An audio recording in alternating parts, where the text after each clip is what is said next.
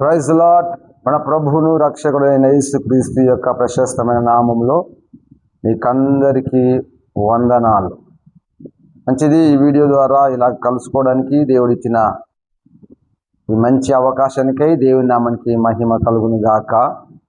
మంచిది, ఒక మాట మనం ధ్యానం చేసుకుందాం. బైబిల్ గ్రంథముల నుంచి దిన వృత్తాంతములు, మొదటి దిన వృత్తాంతములు 11వ అధ్యాయము 22వ వచనం మనం చదువుకుందాం.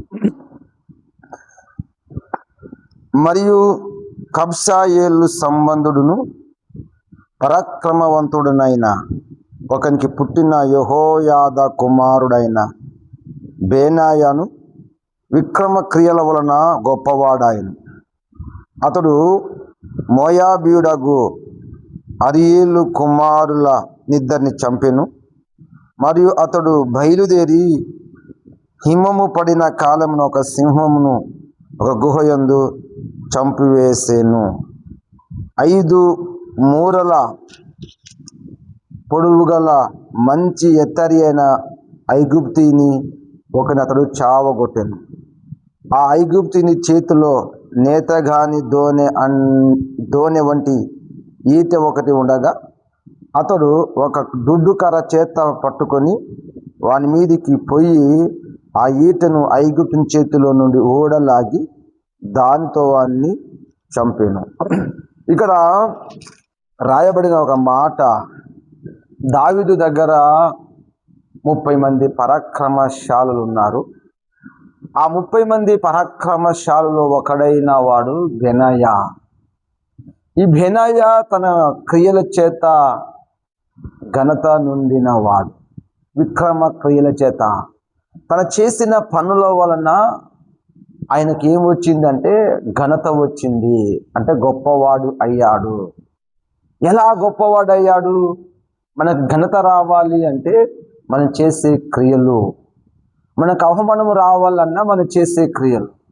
నువ్వు ఒకవేళ పాపం చేసినావు అనుకో, నీ పాపం వలన నీకేమో వస్తుందంటే ఘనత రాదు, అవమానం వస్తుంది, తృణీకరించబడతావు, అసహించుకొనబడతావు, నిరాకరించబడతావు.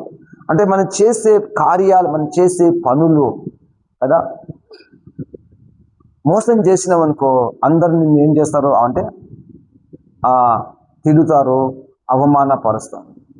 అబద్ధాలు చెప్పావనుకో, దొంగతనం చేసావనుకో, నిన్ను ఎవరు మెచ్చుకోరు, మనల్ని ఎవరు మెచ్చుకోరు. వాడొక దొంగ, వాడొక దోపిడిగాడు, వాడొక మోసగాడు, ఆమె మోసగత్తి, ఆమె వ్యభిచారి, మంచివాడు కాదు అని మనల్ని అవమానపరుస్తాం. ఈ అవమానం ఎలా వచ్చింది అంటే మన క్రియల ద్వారానే. మనం చేసే పనులను బట్టి మనకు ఘనత వస్తుంది, మనం చేసే పనులను బట్టి మనకు అవమానము కలుగుతుంది.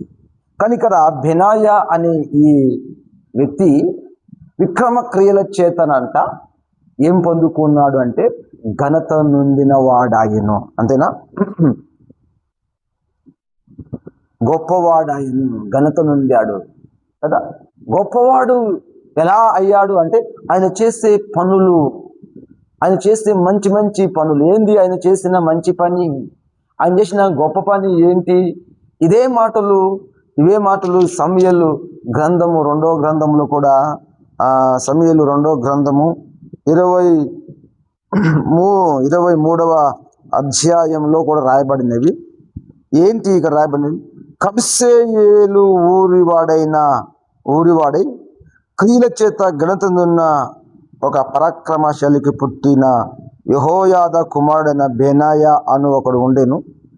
అతడు మోయాబీల సంబంధులకు ఆ 2 శూరులను హతము చేసెను. మంచు కాలమున బయలువెడలి బావిలో దాగి ఒక సింహమును చంపివేసెను. ఇంకను అతడు సౌందర్యవంతుడైన ఒక ఐగుప్తుని చంపివేసెను.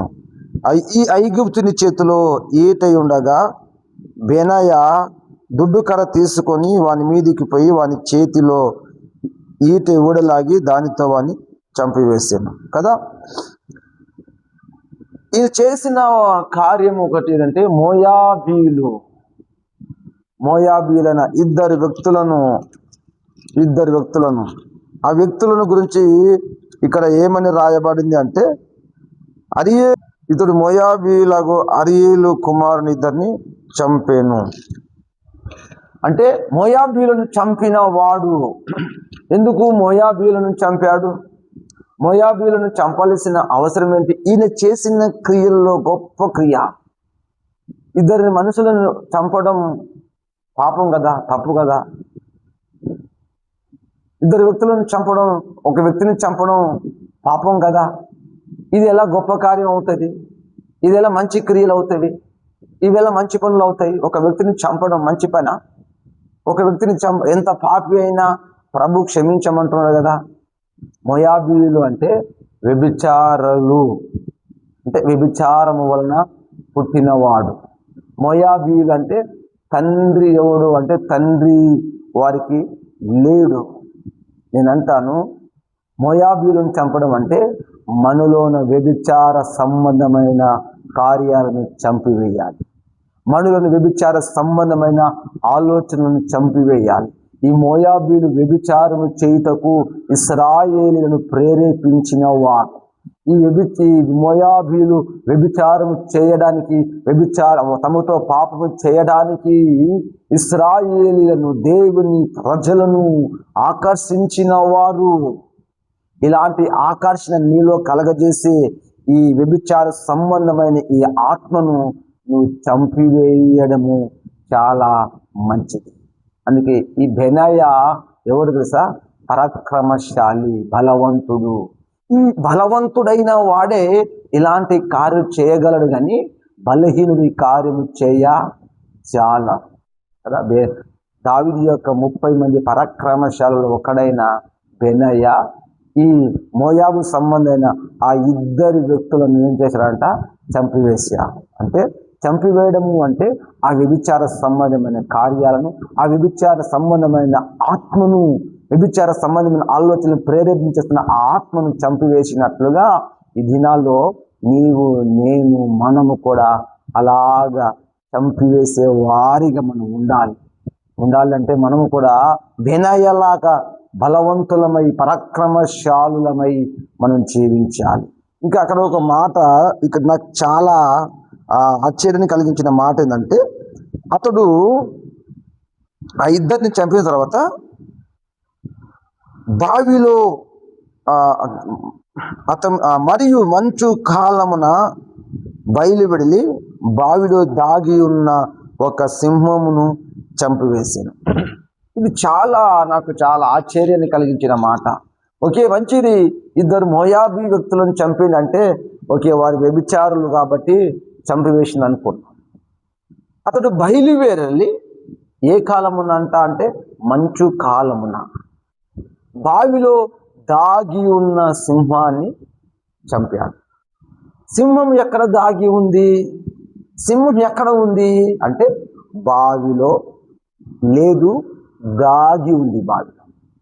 బావిలో దాగి ఉన్న సింహాన్ని చంపవలసిన అవసరం ఈయనకేంటి కదా?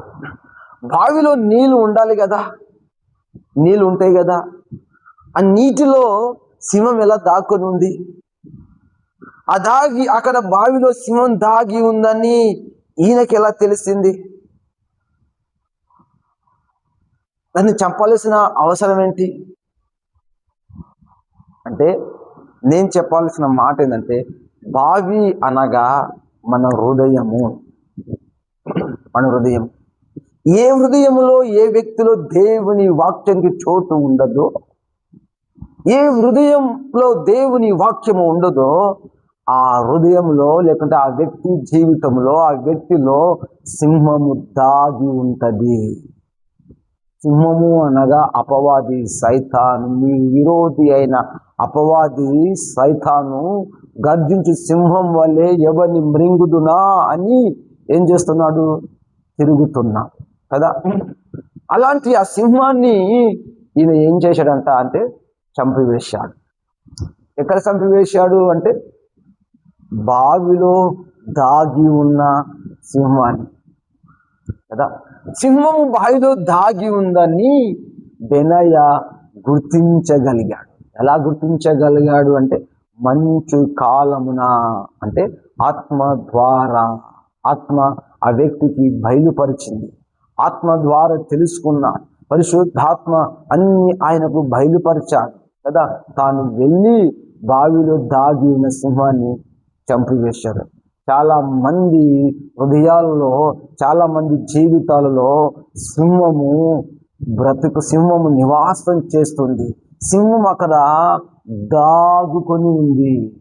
సింహం స్వభావం ఎలాంటిదంటే గర్జించడము. సింహం స్వభావం ఎలాంటిదంటే గర్జించడం. ఎవరినైనా దేవుని నమ్ముకున్న వారిని ఎవరైనా మాట్లాడండి, ఎలా మాట్లాడతారు సార్? కోపంతో మాట్లాడతారు, రోషంతో, చాలా ఆవేశంతో మాట్లాడతారు, అరుస్తారు గట్టిగా. అంటే ఈ అరవడము ఎవరి స్వభావము అంటే సాతాను స్వభావం. వారిలో ప్రేమ లేదు, అందులో ప్రేమ ఉండదు. వారి ప్రేమతో పలకరియరు, ప్రేమతో మాట్లాడరు, ప్రేమతో ఉండరు. వారు గర్జించే సింహం లాగా, అనగా భయపెట్టించుకునేవారిగా, ప్రజలను భయపెట్టించుకునేవారిగా, తన కుటుంబీకులను, తన భార్యలను, తన పిల్లలని, తన చుట్టుపక్కల ఉన్న వారికి అందరికీ వీరు ఒక సింహం లాగా భయంకరంగా జీవిస్తారు. ఎందుకు వారు ఎలా జీవిస్తారంటే వారి హృదయంలో సాతాను అనబడిన సింహము దాగి ఉంది. అందుకే సింహము ప్రజలకు హాని చేస్తుంది. సింహము దేవుని ప్రజలను, ప్రభు బిడ్డలని నాశనం లేదు. దానికి చీల్చే స్వభావం, దానికి చంపే స్వభావం, అది పాలు చేసే స్వభావం. ఆ వ్యక్తి జీవితంలో ఏ వ్యక్తి జీవితంలో సింహం అయితే ఉంటుందో ఆ సింహము ఆ వ్యక్తిని నాశనంలోనికి నడిపిస్తుంది. ఆ బావిలో సింహము దాగి ఉన్న కారణం ఏంటంటే బావిలో నీరు లేకపోవటం, అనగా నీ హృదయంలో దేవుని వాక్యం లేకపోవటం, అనగా నీ హృదయంలో యేసయ్యకు స్థానము లేకపోవటం, నీ జీవితంలో యేసయ్యకు స్థానము ఇవ్వకపోవటం, నీ బ్రతుకులో దేవునికి స్థానము ఇవ్వకపోవటం, ఆయనకు ప్రాధాన్యత నువ్వు ఇవ్వకపోవటం, ఆయన నీ హృదయంలో నివాసం చేయడానికి నీ హృదయం నివాసకరంగా, యోగ్యమైన నివాసంగా ఉండకపోవటమే. మన జీవితంలో యేసు కాకుండా ఇంకొక మన సొంత పనులు, మన సొంత కార్యాలకు ప్రాధాన్యత ఇస్తే, సొంత పనులకు మన ప్రాధాన్యత ఇస్తే, దేవుని పని కన్నా నీ పనినే ముఖ్యంగా నువ్వు ఎంచుకుంటే నీ హృదయంలో సింహము దాగి ఉంటుంది కదా. దాన్ని చంపాలంటే చెప్పు, దేవుని ఆత్మ ఎవరికి ఉంటుందో వారు దాన్ని గ్రహించగలరు. దేవుని ఆత్మ లేని వారు గ్రహించలేరు. కాబట్టి బేనయ్య మంచు కాలంన బయలు వెడలి దాగి ఉన్న సింహంని, అనగా బావిలో దాగి ఉన్న సింహాన్ని చంపివేశాడు కదా. నువ్వు చంపేసినవా? నువ్వు చంపగలిగినవా? అపవాదును జయించగలిగినవా? పాపం శరీర క్రియలు చంపగలిగినవా? శరీర కోరికలను చంపగలిగినవా? పాపం చంపగలిగినవా? ఇదే గొప్ప కార్యాలు. మనం చేసే గొప్ప కార్యాలకన్నిటి గొప్ప కార్యం అంటే నీ హృదయంలో, నా హృదయంలో దాగిన సింహాన్ని చంపడని కదా. అది నువ్వు చంపగలిగితే నువ్వు గొప్ప వ్యక్తిగా, అనేక దీవెనకరమైన వ్యక్తిగా, నీ కుటుంబానికి ఆశ్చర్యకరమైన వ్యక్తిగా నువ్వు మార్చబడతావు కదా. ఇంత గొప్ప కార్యం చేసిన బెనయ్య క్రియల చేత ఘనత నొందాడు. ఏంటి ఆయన క్రియలు అంటే మోయాబీలను చంపాడు, బావిలో దాగి ఉన్న సింహాన్ని చంపివేశాడు, ఇంకొక ఐగుప్తుని చంపాడు కదా. తనకంటే ఎత్తుగా ఉన్నవాడిని ఆయన చేతిలో దొడ్డు కర్ర తీసుకొని పోయి ఆయన చేతిలో ఉన్న ఈటను ఊడలాగి చావబాదాడంట కదా. దావీదు గొల్యతుని చంపినట్లుగా ఈ బెనాయా కూడా ఆ ఐగుప్తుని చంపివేశాడు. తనకంటే ఎత్తుగలిగిన వాణిని ఏం చేశాడంట, చదువుతా మాట. 5 మూరల పొడుగు గల ఒక మంచి ఎత్తారైన ఐగుప్తుని ఒకని అతడు చావగొట్టెను. ఈ ఐగుప్తుని చేతిలో నేత గాని దోనె వంటి ఈట ఒకటి ఉండగా ఇతడు ఒక దుడ్డు కర్ర చేత పట్టుకొని వాని మీదికి పోయి ఆ ఈటెను ఐగుప్తుని చేతిలో నుండి ఊడలాగి దానితో వాడిని చంపెను. ఐగుప్తుని కూడా చంపే మూరల ఎత్తు, 5 మూరల ఎత్తు. అంత ఎత్తైన వాణి, అంత ఎత్తుగా హైట్గా ఉన్నవాణి, తనకంటే ఎత్తు కలిగిన వాణి కదా. దావీదు ఫిలిస్తీని చంపినట్లుగా బెనాయ కూడా ఏం చేశాడంటే చంపివేశాడు. ఈ క్రియల ద్వారా, ఇలాంటి కార్యాల ద్వారా ఆయన ఘనత నొందాడు. నేను కూడా ఏం చేయాలంటే సిరియ కొడుకుని చంపాలి, లోకాశను చంపాలి, పాపాన్ని చంపాలి, ద్వేషాన్ని చంపాలి, అసూయను చంపాలి, ఈర్ష్యలు, శరీర సంబంధమైన ప్రతి కార్యం మనం చంపివేసినప్పుడు, దేవునికి వ్యతిరేకమైన ప్రతి ఆలోచనను మనం చంపివేసినప్పుడు చెప్పు, మనము కూడా ఈ బెనాయ వలె గొప్పవారం అవుతాం. ఈరోజు నీవు కూడా నీ హృదయంలో దాగిన సాతాను చంపగలిగితే, వ్యభిచార ఆత్మను చంపగలిగితే, మోసపురుషున్న ఆత్మను చంపగలిగితే,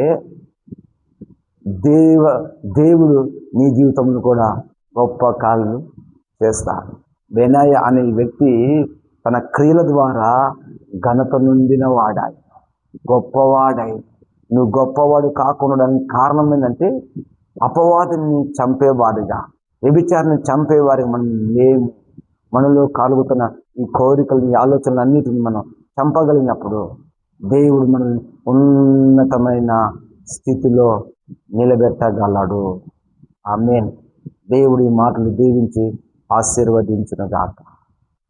ఆమేన్.